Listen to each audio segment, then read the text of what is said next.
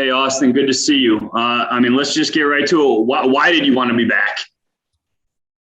I think just from the success last year, just coming here, it seemed like a natural fit and fitting with the guys culturally. And, we have a great team. We have a chance to do something. This is a team that can go all the way possibly, you know what I mean? So to be a part of something like that and have a role on this type of team, it's something we can't pass up. So, and then stability, just trying to get somewhere and, just continue to improve. So just kind of get back on track. I feel like this year is my year to really kind of just get back to who I am and the player I am, the player I know I can be, and try to help them win games.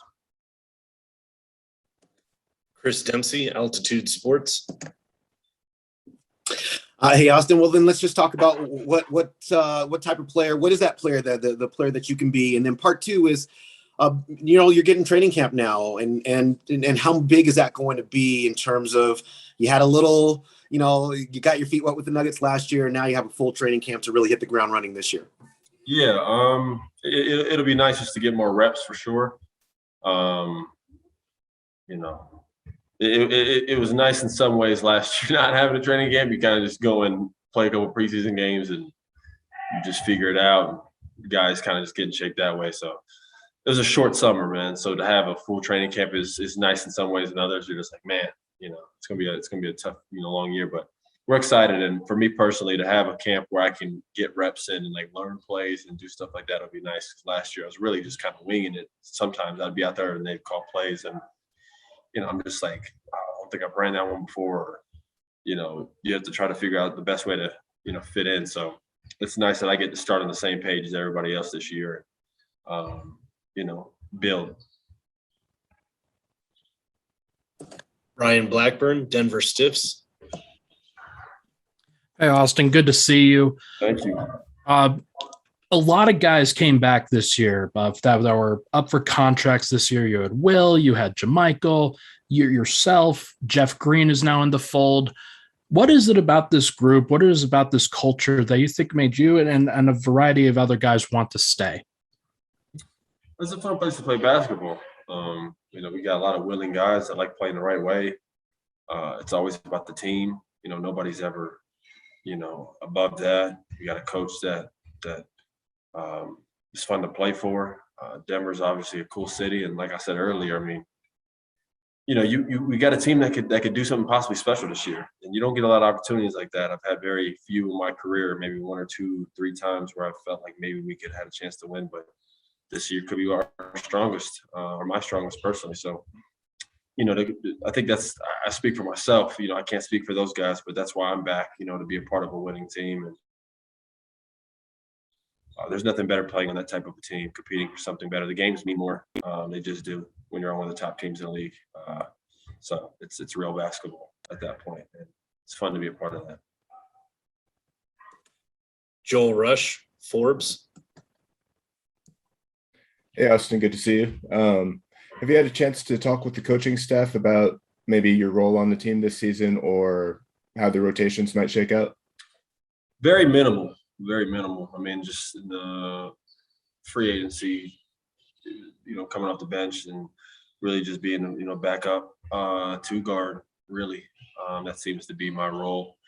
But, you never know what injuries and stuff you saw last year. I ended up becoming a starter, and so you just kind of have to be ready, for both. Obviously, we get Jamal back at some point this season. So, we got a lot of guards, man. You have to go out there and fight for yours and earn your spot. And I felt like I was able to do that last year, but this year's a new year. So you come in here not expecting anything, but willing to go out there and earn everything. So I think right now it's probably the backup too, but we'll see. You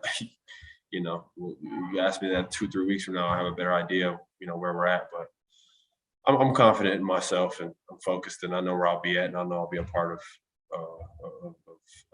the rotation. So I just got to continue to do what I do. Dos Saltos, SDNA Greece. Hey, Austin, how are you? How you doing? Great. What is the most impressive part of this team from your perspective, and how optimistic you are in terms of the chances of your team to fight for the championship this season? I mean, I'm really happy about our team in terms of one thing that impresses me, I guess, would be, we have a good group of guys. It's not always that you have a good group of guys. So you can have a good team, but it's not always a group of guys that get along and genuinely like each other. We actually have a team that everybody likes each other. Very little egos. Everybody's on the same page. We know how we play. We know who we play through. We know who. We're gonna play mostly through Jokic or a lot of stuff's gonna be run for Michael, and everybody else has their slots and roles around that. And coach, that's what impresses me. It just seems like everybody's fine tuned into what they do and what they need to do here. Everybody knows their role, so that's always nice. And you just hope that everybody's healthy because that gives us the best chance to win. So obviously, it's really early to talk about winning the championship, but yeah. Leonardo Torres, El Comercio, Peru. Hi, Austin. It's Leonardo Torres from Peru. Hope you're well. Austin, without Jamal at the beginning of the season, what will be the DNA of the team?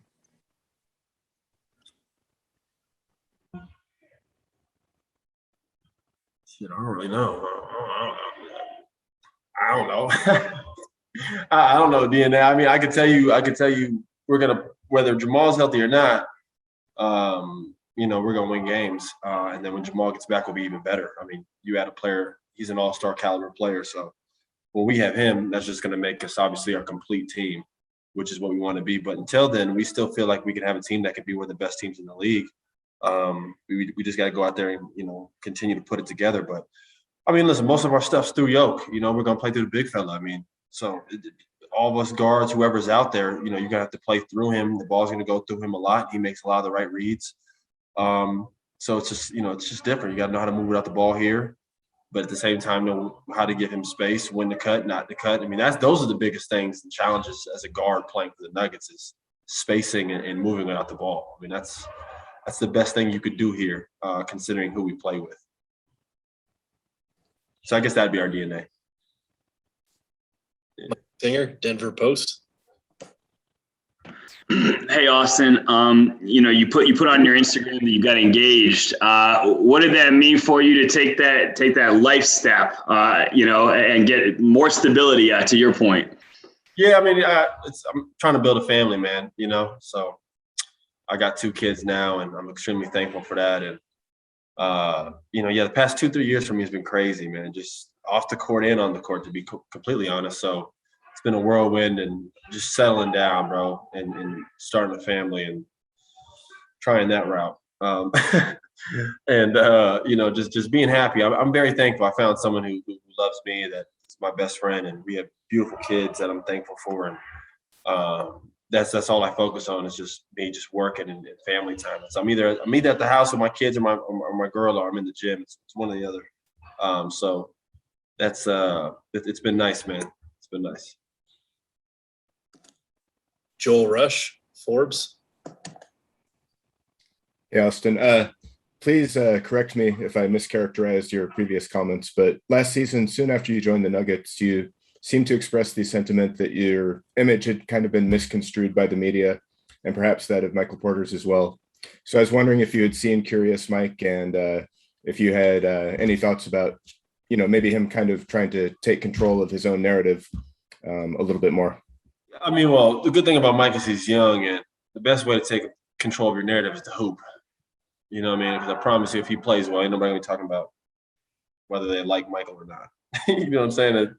Those conversations only happen when something's going on, or I can tell you how many guys are really good guys who make a lot of money in this league, I can tell you how many guys who make a lot of money in this league are perceived as something and they're not that. I mean, and then there's guys like Mike who are perceived a certain way, or I'm perceived a certain way, and you just never know. I'm a good guy. You're a great guy, man. You're my guy. That's for sure. Yeah. We gonna keep him moving upwards, man. That's what he here for. So we got a bunch of group. The good thing about us is we got a group of great guys, man. All of us. I said that earlier, but yeah, I mean, in terms of my personal reputation, I mean, there's only so much someone can do. I'm not gonna go out of my way and try to get people to like me, man. Like I'm 29 years old. I have a family. I know exactly who I am. The people who don't like me, hey, man, I might not be for everybody. But I know what I'm not. I'm not a bad guy. So the best thing I can do is be professional and just be a great teammate, and most importantly, be a great player for this team and do everything I can and just keep moving that way. And then you let everybody else talk for you. You know what I mean? That's why you guys didn't see me do any articles this summer about my reputation or this or that. I declined doing any of that. I just like everything else I want everything to be organic. I don't want to force anything. So we'll see how it goes, man. It can only continue to go up. So. Mike Singer, Denver Post. Hey, Austin, you just said Mike's your guy.